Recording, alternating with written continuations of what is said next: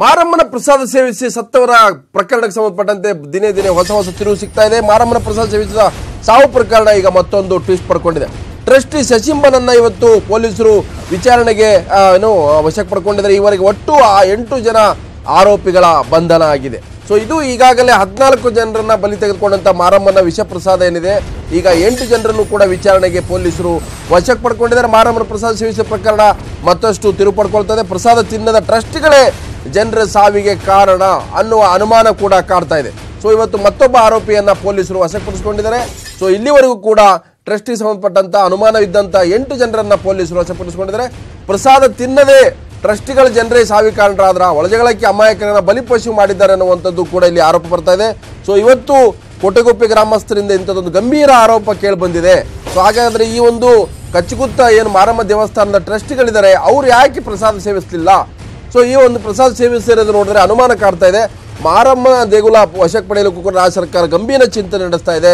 So ಇದು ಈಗ ದೊಡ್ಡ ಮಟ್ಟದಲ್ಲಿ ಚರ್ಚೆಗೆ ದಾರಿ ಮಾಡಿಕೊಟ್ಟೆ. ದುರಂತ ತನಿಖಾ ವರದಿ ಬಂದ ಬಳಿಕ ರಾಜ್ಯ ಸರ್ಕಾರ ಈ ದೇವಸ್ಥಾನವನ್ನ ತನ್ನ ಸುಪರ್ದಿಗೆ ತೆಗೆದುಕೊಳ್ಳಲಿಕ್ಕೆ ಮುಂದಾಗಿದೆ. ಸೊ ವಿಷಪ್ರಸಾದ ಪ್ರಕರಣದ ಬಳಿಕ ಸರ್ಕಾರ ಕೂಡ ಈ ದೇವಸ್ಥಾನವನ್ನು ವಶಪಡಿಸಿಕೊಳ್ಳಿ ಗಂಭೀರ ಚಿಂತನೆ ನಡೆಸಿದೆ. ಮತ್ತೊಂದು ಕಡೆ ಪಕ್ಕದ ಗ್ರಾಮಸ್ಥರು ಕೋಟೆಗುಪ್ಪದೆ ಗ್ರಾಮಸ್ಥರು ಏನು ಮಾಡಿದ್ದಾರೆ, ನೇರವಾದ ಆರೋಪ ಮಾಡಿದ್ದಾರೆ, ಈ ಟ್ರಸ್ಟಿಗಳು ಯಾಕೆ ಪ್ರಸಾದ ಸೇವಿಸಲಿಲ್ಲ ಅನ್ನುವಂಥ ಅನುಮಾನ ಹೊರಹಾಕಿದ್ದಾರೆ. ಹಾಗಾಗಿ ಈ ಒಂದು ದೇವಸ್ಥಾನವನ್ನು ಸರ್ಕಾರ ತನ್ನ ವಶಕ್ಕೆ ಪಡೆಯಲಿಕ್ಕೆ ಚಿಂತನೆ ನಡೆಸಿದೆ.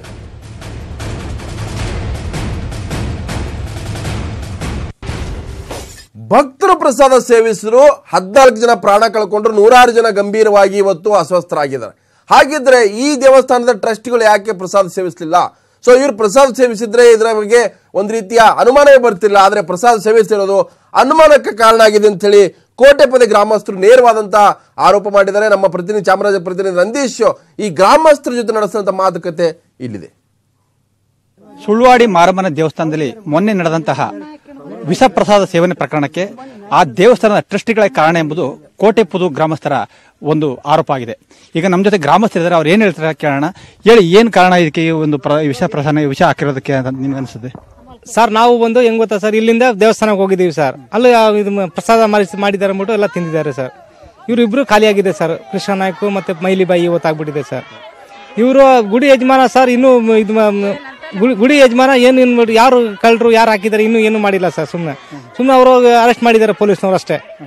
ಅವ್ರು ನೋಡಿದ್ರೆ ಇವಾಗ ಅವ್ರು ಮನೇಲಿ ಯಾರು ಒಬ್ರು ತಿಂದಿಲ್ಲ ಅಂತ ಸರ್. ಅದು ಸುಳ್ವಾಡಿ ಗ್ರಾಮದಲ್ಲಿ ಎಷ್ಟು ಜನ ಇದೆ ಅಷ್ಟು ಜನ ಒಬ್ರು ತಿಂದಿಲ್ಲ ಸರ್. ಬೇರೆ ಊರಿಂದ ಬಂದಿದ್ದಾರಲ್ಲ ಸರ್, ಬಿದ್ರಹಳ್ಳಿ ಮತ್ತೆ ಈ ಕೋಟಪೋದೆ ಕೌದಳ್ಳಿ ಹಿಂಗೆ ಈ ಜನನೇ ತಿಂದಿದ್ದಾರೆ ಸರ್. ಅದಕ್ಕೆ ಏನ್ ಕಾರಣ ಇದು? ಅವರು ನಮ್ಗೇನ್ ಡೌಟ್ ಬರ್ತಂದ್ರೆ ಸರ್, ಸುಳ್ವಾಡಿ ಅವರೇ ಎಲ್ಲ ಮಾಡಿರೋದು ಸರ್. ಗೌಡ್ರುಗಳೆಲ್ಲ ಸೇರಿ ಮಾಡಿದ್ದಾರೆ ಸರ್. ಸುಳ್ವಾಡಿ ಗ್ರಾಮದಲ್ಲಿದ್ದಾರೆ ಗೌಡ್ರು, ಆಮೇಲೆ ಬೆಟ್ಟದವ್ರು ಬುದ್ಧಿಯವರು ಅವರೆಲ್ಲ ಸೇರ್ಕೊಂಡು ಮಾಡಿದ್ದಾರೆ ಸರ್. ಅವರು ನೀವೇನ್ ಹೇಳ್ತೀರಾ ಸರ್? ಇಲ್ಲಿ ಹೇಳೋದು ಏನು ಇಲ್ಲ. 3 ಮಕ್ಳು ತಬ್ಲಿ ಆಗ್ಬಿಟ್ಟವ್ರೆ. ಏನ್ ಸರ್ ಅಲ್ಲ, ಆ ಪ್ರಕರಣದ ಬಗ್ಗೆ ಅದು ಗೊತ್ತಿಲ್ಲ. 3 ಮಕ್ಳು ತಬ್ಲಿ ಆಗ್ಬಿಟ್ಟವ್ರೆ. ಸನ್ಮಾನ್ಯ ಶ್ರೀ ಕುಮಾರಸ್ವಾಮಿ ಹೇಳ್ದಂಗೆ ಅವ್ರು ಗೌರ್ಮೆಂಟ್ ಕೆಲಸ ಆಗ್ಲೇಬೇಕು. ಯಾಕಂದ್ರೆ ರಿಲೇಷನ್ ಅವ್ರು ಹೇಳ್ತಾರೆ, ರಿಲೇಷನ್ 2 ದಿನ ನೋಡೋದು. ನಾನು ರಿಲೇಷನ್, ನಾನು ನೋಡಲ್ಲ. ಗೌರ್ಮೆಂಟ್ ಅವರೇ ತಂದೆ ತಾಯಿ ಅವ್ರಿಗೆಲ್ಲ ಗೌರ್ಮೆಂಟ್ ಒಟ್ಟಾರೆ ಈ ಪ್ರಕರಣಕ್ಕೆ ಏನ್ ಕಾರಣ ಅನಿಸ್ತಿದೆ ನಿಮಗೆ? ಆ ಕಚಡಾನನ್ ಮಕ್ಕಳು, ಆ ಪೂಜಾರಿಗಳು ಮತ್ತೆ ಟ್ರಸ್ಟ್ಗಳು ಅವರೇ ಕಾರಣ. ಅವರೇ ಏನು ತಿಂದಿಲ್ವಂತೆ, ಅವರೇ ಕಾರಣ ಇರಬೇಕು. ನಾನು ಹೇಳೋದು ಸನ್ಮಾನ್ಯ ಶ್ರೀ ಕುಮಾರಸ್ವಾಮಿ ಹತ್ರ ಹೇಳೋದು ಒಂದೇ, ಗೌರ್ಮೆಂಟ್ ಅವರೇ. ಆಯ್ತು, ಇದು ಏನು ಟ್ರಸ್ಟಿಗಳೇ ಕಾರಣ? ಯಾಕಂದ್ರೆ ಆ ಟ್ರಸ್ಟಿಗಳು, ಅಲ್ಲಿದ್ದಂತಹ ಟ್ರಸ್ಟಿಗಳು ಮತ್ತು ಪೂಜಾರಾಗಲಿ ಈ ಒಂದು ಪ್ರಸಾದವನ್ನು ಸೇವಿಸಿಲ್ಲ, ಹಾಗಾಗಿ ಅವರೇ ಕಾರಣ ಇರ್ಬೋದು ಅನ್ನೋದು ಗ್ರಾಮಸ್ಥರ ಒಂದು ಆರೋಪ ಆಗಿದೆ. ಈ ಆರೋಪದ ಬಗ್ಗೆ ನಿಜವಾದ ತನಿಖೆ ಮಾಡಿದರೆ ಮಾತ್ರ ಸತ್ಯಾಂಶ ಹೊರಬರಲಿದೆ. ವೀರಣ್ಣ ಜೊತೆ SM ನಂದೀಶ್, ನ್ಯೂಸ್ 18 ಕನ್ನಡ, ಚಾಮರಾಜನಗರ. ಇದು ಕೋಟೆಪೊದೆ ಗ್ರಾಮಸ್ಥರ ಗಂಭೀರ ಆರೋಪ. ಯಾರು ಸುಳ್ವಾಡಿಯ ಗ್ರಾಮಸ್ಥರಿದ್ದಾರೆ, ಟ್ರಸ್ಟಿಗಳಿದ್ದಾರೆ, ಅವ್ರು ಯಾಕೆ ಪ್ರಸಾದ ಸೇವಿಸಲಿಲ್ಲ? ಅಕ್ಕಪಕ್ಕದ ಗ್ರಾಮಸ್ಥರು ಭಕ್ತರು ಮಾತ್ರ ಪ್ರಸಾದ ಕೊಟ್ಟಿದ್ದಾರೆ. ಹಾಗಿದ್ರೆ ಇದು ಕೋಟೆಪೊದೆ ಗ್ರಾಮಸ್ಥರು ಮಾಡಿರ್ತಕ್ಕಂಥ ಒಂದು ಗಂಭೀರವಾದಂಥ ಆರೋಪ. ಇದು ಕೂಡ ತನಿಖೆಯ ಭಾಗ ಆಗಬೇಕು. ಇನ್ನೊಂದು ಕಡೆ ಸಚಿವ GT ದೇವೇಗೌಡರು ಈ ಒಂದು ಪ್ರಕರಣಕ್ಕೆ ಸಂಬಂಧ ಹೇಳಿಕೆಯನ್ನು ಕೊಟ್ಟಿದ್ದಾರೆ. ನೀರಲ್ಲಿ ವಿಷ ಬೆರೆಸಿದ್ದಾರೆ ಅನ್ನೋದು. ಮತ್ತೊಂದು ಕಡೆ IGP ಶರತ್ಚಂದ್ರ ಹೇಳ್ತಾರೆ, ಇದರಲ್ಲಿ ಮೊನೊಕ್ರೋಟೋಫಾಸ್ ಏನು ಬೆಳೆಗಳಿಗೆ ಹೊಡೆಯುವಂಥ ಔಷಧ ಇದೆ, ಆ ಔಷಧ ಬಳಸಿದ್ದಾರೆ ಅನ್ನೋ ಹೇಳಿಕೆಯನ್ನು ಕೊಟ್ಟಿದ್ದಾರೆ.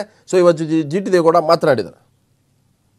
ಆರ್ಗನೋಫಾಸ್ಫಾಸು ಅದು ಎಲ್ಲ ಕ್ರಿಮಿನಾಶಕ, ಎಲ್ಲ ಗಿಡ ಬೆಳೆಗಳಿಗೂ ಕೂಡ ಬಳಸ್ತಕ್ಕಂಥ ಕ್ರಿಮಿನಾಶಕ ಅದು ಅಂತಕ್ಕಂಥದ್ದಾಗಿದೆ. ಇದು ಅಷ್ಟೊಂದು ಅನ್ನಕ್ಕೆಲ್ಲ ಆಗಿದೆ ಅಂತ ಹೇಳಿದ್ರೆ ಅದು ಪೂರ್ಣ ನೀರಿನಲ್ಲೇ ಇದನ್ನು ಬೆರೆಸಿದ್ದಾರೆ.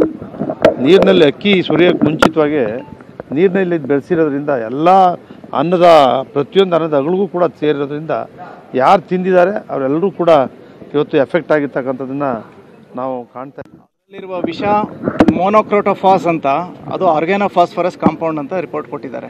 ಇದೆಲ್ಲ ಅನೇಕ ಕ್ರಿಮಿನಾಶಕಗಳಲ್ಲಿ ಇರುವಂಥದ್ದು.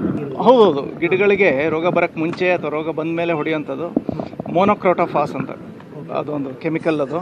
ಇದು ಆರ್ಗ್ಯಾನೋಫಾಸ್ಫರಸ್ ಗ್ರೂಪ್ಗೆ ಬರ್ತದೆ. ಇದು ಅಲ್ಲ, ಅದು ಪವರ್ ಅಂದರೆ ಅದು ನರ್ವಸ್ ಸಿಸ್ಟಮ್ ಮೇಲೆ ಆ್ಯಕ್ಟ್ ಮಾಡಿ ನರ್ವ್ಸ್ನೆಲ್ಲ ಡ್ಯಾಮೇಜ್ ಮಾಡ್ತದೆ ಮತ್ತು ಮಸಲ್ಸಲ್ಲಿ ಸ್ಟೋರ್ ಆಗಿರ್ತದೆ, ಫ್ಯಾಟಿ ಟಿಶ್ಯೂಸಲ್ಲಿ ಸ್ಟೋರ್ ಆಗಿರುತ್ತೆ ಅಂತ ವೈದ್ಯರು ಹೇಳ್ತಾರೆ. ಈಗ ಅದು ತನಿಖೆಗೆ ಅನುಕೂಲ ಆಗ್ಬೋದು.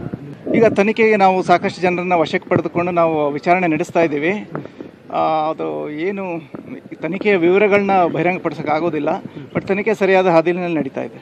ನೋಡಿ, ಸುಳಿವುಗಳು ಸಾಕಷ್ಟು ಸಿಕ್ಕಿದ್ದಾವೆ, ಅದರ ಮೇಲೆ ವರ್ಕ್ ಮಾಡ್ತಾ ಇದ್ದಾರೆ ನಮ್ಮ ಅಧಿಕಾರಿಗಳು.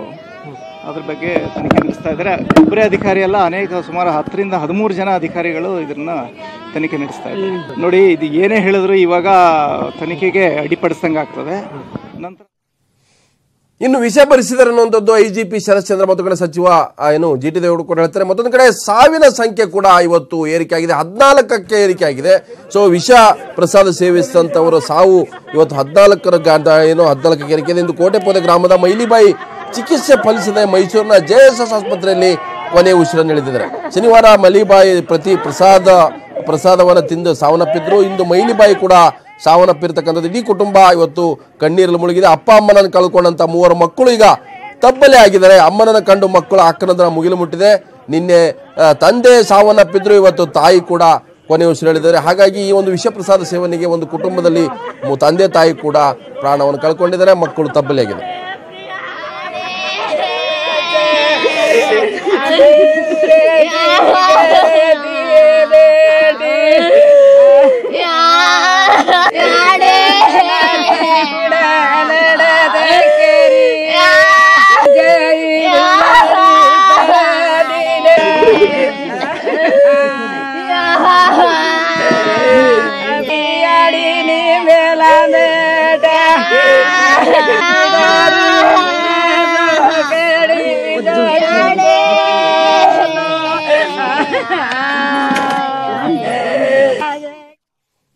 ವಿಷ ಪ್ರಸಾದ ಪ್ರಕರಣ ಇವತ್ತು ಲೋಕಸಭೆಯಲ್ಲಿ ಚಾಮರಾಜನಗರ ಸಂಸದ ದುರನಡ ವಿಷಯವನ್ನು ಪ್ರಸ್ತಾಪ ಮಾಡಿದರೆ ಇದು ರಾಷ್ಟ್ರೀಯ ದುರಂತ ಹೇಳಿ ಕೇಂದ್ರ ಸರ್ಕಾರ ಘೋಷಣೆ ಮಾಡಬೇಕು. ಇದು ಗಂಭೀರವಾದಂಥ ಪ್ರಕರಣ.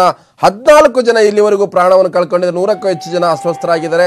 ಹಾಗಿದ್ರೆ ಹೆಚ್ಚಿನ ಪರಿಹಾರನ ಕೇಂದ್ರ ಸರ್ಕಾರ ಕೂಡ ಕೊಡಬೇಕು. ಇವರೆಲ್ಲರೂ ಕೂಡ ಅತ್ಯಂತ ಕಡು ಬಡತನಕ್ಕೆ ಸೇರಿದ್ರು, ಕಡು ಬಡವರು, ಈ BPL ವರ್ಗಕ್ಕೆ ಸೇರಿದಂಥವ್ರು. ಹಾಗಾಗಿ ಈ ಪ್ರಕರಣವನ್ನು ಕೇಂದ್ರ ಸರ್ಕಾರ ಗಂಭೀರ ತೆಗೆದುಕೋಬೇಕು, ರಾಷ್ಟ್ರೀಯ ದುರಂತ ಅಂತೇಳಿ ಘೋಷಣೆ ಮಾಡ್ಬೇಕಂತೇಳಿ ದುರನಡ ಇವತ್ತು ಸಂಸತ್ನಲ್ಲಿ ಆಗ್ರಹಿಸಿದರು.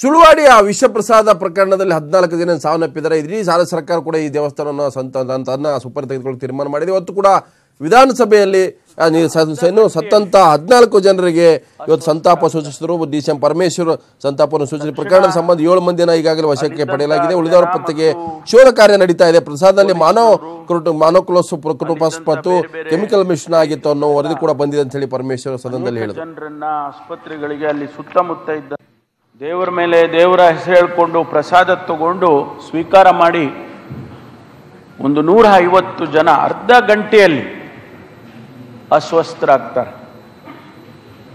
ತಕ್ಷಣ ಅಲ್ಲಿದ್ದಂಥ ಜನ ಮತ್ತು ಪೊಲೀಸ್ನವರು, ಅಲ್ಲಿದ್ದಂಥ ಬೇರೆ ಬೇರೆ ಸ್ನೇಹಿತರುಗಳೆಲ್ಲ ಅನೇಕ ಜನರನ್ನ ಆಸ್ಪತ್ರೆಗಳಿಗೆ, ಅಲ್ಲಿ ಸುತ್ತಮುತ್ತ ಇದ್ದಂಥ ಆಸ್ಪತ್ರೆಗಳಿಗೆ ತಕ್ಷಣ ಅವ್ರನ್ನೆಲ್ಲ ತಗೊಂಡು ಹೋಗ್ತಾರೆ. ಕೇವಲ ಅರ್ಧ ಗಂಟೆಯಲ್ಲಿ ಮಾನ್ಯ ಸಭಾಧ್ಯಕ್ಷರೇ ಸುಮಾರು 11 ಜನ ತೀರ್ಕೊಳ್ತಾರೆ. ಇದು ಯಾರು ಮಾಡಿದ್ರು, ಯಾರು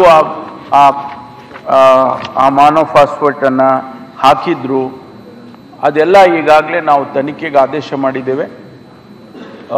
7 ಜನರನ್ನು ಕಸ್ಟಡಿಗೆ ತಗೊಂಡು ತನಿಖೆ ನಡೀತಾ ಇದೆ. ಇನ್ನೂ ಕೆಲವರೆಲ್ಲ ಊರು ಬಿಟ್ಟು ಹೋಗ್ಬಿಟ್ಟಿದ್ದಾರೆ. ಅವರನ್ನೆಲ್ಲರನ್ನೂ ಕೂಡ ಈಗಾಗಲೇ ಹುಡುಕ್ತಾ ಇದ್ದಾರೆ. ಬಹುಶಃ 1-2 ದಿವಸದಲ್ಲಿ ಸತ್ಯಾಂಶ ಹೊರಗಡೆ ಬರ್ತದೆ ಅಂತೇಳಿ. ಇನ್ನು ವಿಧಾನಸಭೆಯಲ್ಲಿ ಹನೂರು ಶಾಸಕ ನರೇಂದ್ರ ಗಂಭೀರವಾದ ಆರೋಪ ಮಾಡಿದ್ದಾರೆ. ಈ ಒಂದು ಪ್ರಕರಣಕ್ಕೆ, ವಿಷ ಪ್ರಸಾದದ ಪ್ರಕರಣಕ್ಕೆ ಟ್ರಸ್ಟಿಗಳ ನೇರ ಹೊಣೆ ಅಂತ ಹೇಳಿ ಆರೋಪ ಮಾಡಿದ್ದಾರೆ. ದೇವಸ್ಥಾನದ ಆಡಳಿತ ಮಂಡಳಿ ಒಡಕ ಇದರಲ್ಲಿರ್ತಕ್ಕಂಥದ್ದು. ಸೊ ಇದರಲ್ಲಿ 2 ಬಣಗಳಾಗಿದ್ದಾವೆ. ಮುಜರಾಯಿ ಇಲಾಖೆ ಇದನ್ನು ಕೂಡಲೇ ತನ್ನ ವಶಕ್ಕೆ ತೆಗೆದುಕೊಳ್ಬೇಕು ಅಂತೇಳಿ ಶಾಸಕ ನರೇಂದ್ರ ವಿಧಾನಸಭೆಯಲ್ಲಿ ಆಗ್ರಹಿಸಿದರೆ, ಘಟನೆಗೆ ದೇವಸ್ಥಾನದ ಟ್ರಸ್ಟ್ಗಳೇ ಕಾರಣ. ಇದರಲ್ಲಿ 2 ಗುಂಪುಗಳಾಗಿದ್ದಾವೆ, ಒಡಕಾಗಿತ್ತು. ವಿಧಾನಸಭೆಯಲ್ಲಿ ಇದನ್ನ ನೇರವಾಗಿ ಶಾಸಕ ನರೇಂದ್ರ ಪ್ರಸ್ತಾಪ ಮಾಡಿದ. ಆಡಳಿತ ಮಂಡಳಿ ಒಡಕು ಈ ಒಂದು ದುರಂತಕ್ಕೆ ಕಾರಣ ಆಗಿದೆ. ಆಡಳಿತ ಮಂಡಳಿ ಕೂಡಲೇ ವಜಾ ಮಾಡಬೇಕು, ಕೂಡಲೇ ಸರ್ಕಾರ ಮುಜರಾಯಿ ಇಲಾಖೆ ವ್ಯಾಪ್ತಿಗೆ ದೇವಸ್ಥಾನ ತರಬೇಕು. ವಿಧಾನಸಭೆಯಲ್ಲಿ ಇಂಥದ್ದೊಂದು ಆಗ್ರಹವನ್ನ ಈ ಕ್ಷೇತ್ರದ ಶಾಸಕ ನರೇಂದ್ರ ಮಾಡಿದ್ದಾರೆ. ಸೊ ನಾವು ಮೂಲವನ್ನು ಕೆದಕ್ತಾ ಹೊರಟಾಗ ಯಾಕೆ ಹಿಂಗಾಯ್ತು ಏನಾಯ್ತು ಅಂತ ತನಿಖೆಯಿಂದ ಯಾರು ಮಾಡಿದ್ರು ಅಂತಕ್ಕಂಥದ್ದು ಅದು ಬೇರೆ ವಿಚಾರ. ಮಾನ್ಯ ಅಧ್ಯಕ್ಷ ತನಿಖೆ ಮಾಡಲಿ, ಯಾರು ಮಾಡಿದ್ದಾರೆ ಏನ್ ಮಾಡಿದ್ದಾರೆ ಅಂತ. ಮೇಲ್ನೋಟಕ್ಕೆ ಇದಾದ ತಕ್ಷಣ ಜನವಲ್ಲೇ ಹೇಳ್ತಕ್ಕಂಥದ್ದು ಆಡಳಿತ ಮಂಡಳಿನಲ್ಲಿ ಒಡಕಿತ್ತು, ಪೂಜೆ ಮಾಡ್ತಕ್ಕಂಥ ಪೂಜಾರಿಗಳಲ್ಲಿ ಒಡಕಿತ್ತು. ಇದರಲ್ಲಿ ಯಾರೋ ಏನೋ ಮಾಡಬೇಕು ಅಂತಕ್ಕಂಥ ಒಂದು ಸಂಶಯವನ್ನ ಎಲ್ಲರೂ ಕೂಡ ಇವತ್ತು ದಿವಸ ಅಲ್ಲಿ ಆ ಭಾಗದ ಜನಗಳೆಲ್ಲರೂ ಕೂಡ ಹೇಳ್ತಾರೆ ಮಾನ್ಯ ಅಧ್ಯಕ್ಷ. ಸೊ ಈ ತರ ಇರೋದ್ರಿಂದ ಇನ್ನು ಮುಂದಿನ ದಿನಗಳಲ್ಲೂ ಆ ದೇವಸ್ಥಾನಕ್ಕೆ ಹೋಗ್ತಕ್ಕಂಥದ್ದು ಹೇಗೆ, ಪ್ರಸಾದ ತಗೊಳ್ತಕ್ಕಂಥದ್ದು ಹೇಗೆ, ತೀರ್ಥ ತಗೊಳ್ತಕ್ಕಂಥದ್ದು ಹೇಗೆ, ಇದು ಇಡೀ ಕ್ಷೇತ್ರದ ಜನರಲ್ಲಿ ಭಯದ ವಾತಾವರಣ ಉಂಟಾಗಿದೆ. ಆದ್ರಿಂದ ನನ್ನ ಆಗ್ರಹ ಕೂಲಂಕುಷವಾಗಿ ತನಿಖೆ ಆಗಬೇಕು, ತಪ್ಪಿತಸ್ಥರಿಗೆ ಶಿಕ್ಷೆ ಆಗಬೇಕು. ಜೊತೆಗೆ ಈ ದೇವಸ್ಥಾನ ಏನಿದೆ ಈ ಆಡಳಿತ ಮಂಡಳಿನ ವಜಾ ಮಾಡಿ ಮುಜರಾಯಿ ಇಲಾಖೆಗೆ ತಗಬೇಕು ಅಂತಕ್ಕಂಥದ್ದು ಆಗ್ರಹ. ಇದು ಹನೂರು ಶಾಸಕ ನರೇಂದ್ರ ವಿಧಾನಸಭೆಯಲ್ಲಿ ಮಾಡಿರ್ತಕ್ಕಂಥ ಒಂದು ಪ್ರಸ್ತಾಪ. ಡಿಮ್ಯಾಂಡ್ ಕೂಡ ಏನಂತಂದ್ರೆ ಈ ದೇವಸ್ಥಾನವನ್ನು ಕೂಡಲೇ ಸರ್ಕಾರ ಮುಜರಾಯಿ ಇಲಾಖೆ ತರಬೇಕು, ಈ ಒಂದು ಟ್ರಸ್ಟಿಯನ್ನ ಕೂಡಲೇ ವಜಾ ಮಾಡಬೇಕು. ಯಾಕಂತಂದ್ರೆ ಈಗಾಗಲೇ ಈ ದೇವಸ್ಥಾನಕ್ಕೆ ಬರ್ತಕ್ಕಂಥ ಸಹಸ್ರಾರು ಭಕ್ತರು ಕೂಡ ಆತಂಕದಲ್ಲಿದ್ದಾರೆ.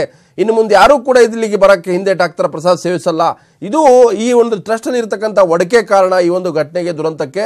14 ಜನ ಪ್ರಾಣವನ್ನು ಕಳ್ಕೊಂಡಿದ್ದಾರೆ ಅಂತಂದ್ರೆ ಇವರ ಒಳ ರಾಜಕಾರಣ, ಗುಂಪುಗಾರಿಕೆ ಎದ್ದು ಕಾಣ್ತಾ ಇದೆ. ಹಾಗಾಗಿ ಸರ್ಕಾರ ಕೂಡಲೇ ಇದನ್ನ ತನ್ನ ವಶಕ್ಕೆ ತೆಗೆದುಬೇಕನ್ನು ಆಗ್ರಹ ಮಾಡಿದರು. ಮಾರಮ್ಮನ ಪ್ರಸಾದ ಸೇವಿಸುವ ಪ್ರಕರಣ ಮತ್ತೊಂದು ಚಿಕಿತ್ಸೆಯನ್ನು ಕೊಡಲಿಕ್ಕೆ ಮುಂದಾಗಿದ್ದಾರೆ. ಈಗಾಗಲೇ ಸುಯೋಗ ಆಸ್ಪತ್ರೆ 14 ಅಸ್ವಸ್ಥರಿಗೆ ಚಿಕಿತ್ಸೆ ನೀಡಲಾಗ್ತಾ ಇದೆ. ಸೊ ಈಗಾಗಲೇ 14 ಜನ ಪ್ರಾಣ ಕಳ್ಕೊಂಡಿದ್ದಾರೆ. ಈಗ 14 ಜನಕ್ಕೆ ಸುಯೋಗ ಆಸ್ಪತ್ರೆಯಲ್ಲಿ ಚಿಕಿತ್ಸೆ ನೀಡ್ತಾರೆ. 13 ಅಸ್ವಸ್ಥರ ಚಿಕಿತ್ಸೆಗೆ ಸ್ಪಂದಿಸ್ತಾ ಇದ್ದಾರೆ.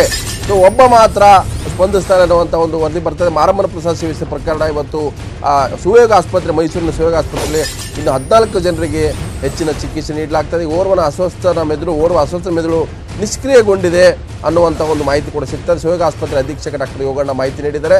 ಸೊ 13 ಜನ ಚಿಕಿತ್ಸೆಗೆ ಸ್ಪಂದಿಸ್ತಾ ಇದ್ದಾರೆ, ಒಬ್ಬನ ಮೆದುಳು ಮಾತ್ರ ನಿಷ್ಕ್ರಿಯವಾಗಿದೆ ಅನ್ನುವಂಥ ಹೇಳಿಕೆಯನ್ನು ಕೊಟ್ಟಿದೆ. ಆಸ್ಪತ್ರೆ 8 ಮಕ್ಕಳು ಸೇರಿ 13 ಜನರಿಗೆ ಚಿಕಿತ್ಸೆ ನೀಡಲಾಗ್ತಾ ಇದೆ.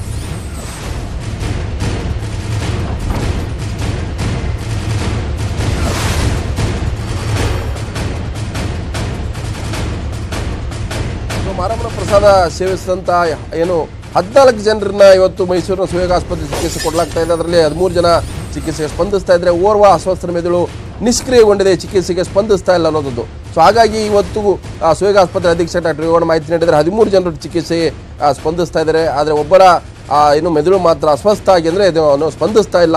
ಸೊ ಮೆದುಳು ನಿಷ್ಕ್ರಿಯ ಆಗಿದೆ ಅನ್ನುವಂಥ ಒಂದು ಮಾಹಿತಿಯನ್ನ ಸುಯೋಗ ಆಸ್ಪತ್ರೆ ವೈದ್ಯರು ಹೇಳ್ತಾರೆ.